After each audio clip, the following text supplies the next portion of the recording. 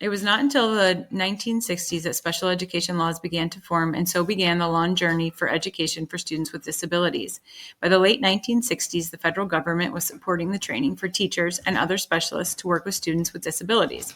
The federal government also deemed it appropriate to educate children with disabilities in state-run schools as early as preschool.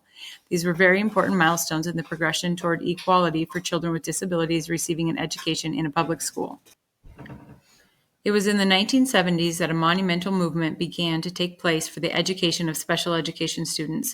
In 1973, the Rehabilitation Act was created. The Rehabilitation Act states that no person with a disability shall be discriminated against in any program conducted by a federal agency, meaning that any program, work, or school that receives money from the federal government may not discriminate against anyone with a disability. Soon after, the Education for All Handicapped Children Act in 1975 was developed. This act guaranteed the right for children with physical and mental disabilities to receive a free and accommodating education in any public school that accepts federal funds.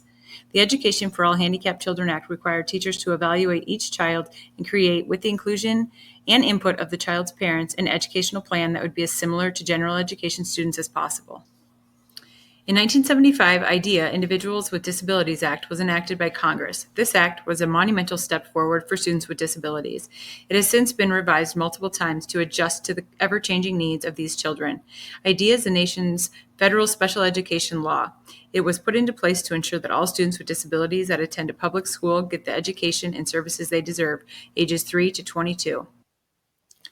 Daniel R.R. versus State Board of Education, 1989. This case was one of the first to interpret in a real-life situation what IDEA meant. Daniel was a student with Down syndrome who spent half of his day in a special education classroom and the other half in a general education classroom per his parents' request. After some time, educators deemed that Daniel was not benefiting from being in a general education classroom and placed him in the early childhood education program, adding time spent with his peers at recess and lunch. This case was brought to the court to determine if the Education of the Handicap Act or Rehabilitation Act would require a school to provide catheterization to a special education during school hours as part of related services in an IEP. The school argued that it was a medical service, while the attorney for Toronto argued that anyone with the training that took less than an hour and was not a medical professional could do it. It was decided that it was not a medical service and the catheterization was to be included in an IEP.